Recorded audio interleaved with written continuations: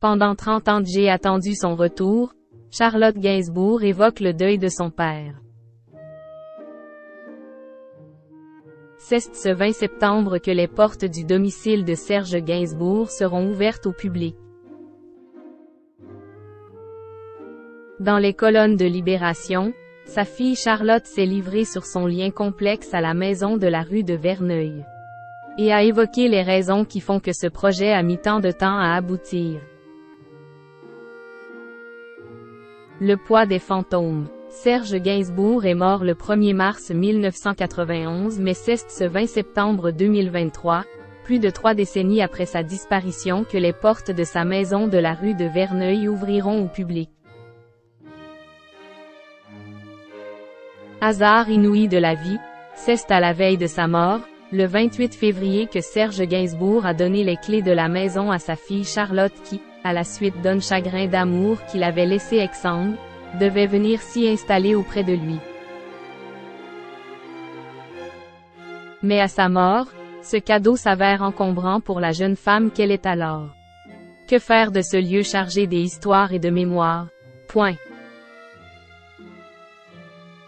Dans les colonnes de Libération, Charlotte Gainsbourg revient sur plus de 30 ans de questionnement, et révèle comment et pourquoi elle a finalement décidé d'ouvrir ce lieu aux fans du chanteur. À 52 ans, la chanteuse et comédienne a finalement décidé de se délester du poids de cet héritage en le partageant. Je suis figée dans le temps. La compagne des Yvan Attal avoue d'abord que ce dernier a eu un rôle essentiel dans son choix, inquiet de voir que leurs enfants Ben, Alice et Joe pourraient hériter de la maison, eux qui n'ont jamais connu leur grand-père. Ils ne sauront pas par quoi commencer, a fait valoir le comédien et réalisateur. De quoi pousser Charlotte à agir. J'ai très peur d'être désappropriée. Quand je suis partie vivre à New York après la mort de Kate Barry, j'ai pensé soit je la vends, soit je fais un musée, soit je la fais visiter sur rendez-vous mais j'arrête ce deuil. Parce qu'il s'agissait d'un deuil, un deuil non fait.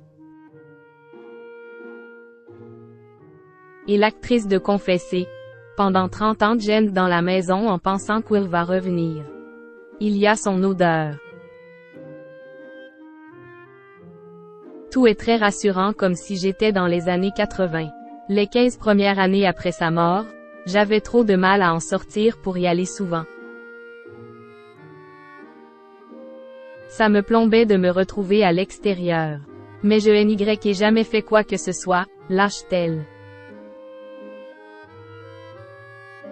Je n'écrivais pas, je n'écoutais pas de musique. Je ne téléphonais pas, il avait pas de son. C'était un endroit où tout s'arrête. Je suis figée dans le temps. Et c'était très doux, reconnaît celle que ce geste a franchi. C'est comme si je m'étais tue pendant 32 ans, et que tout à coup je pouvais parler de la personne que j'aimais plus que tout. Une libération.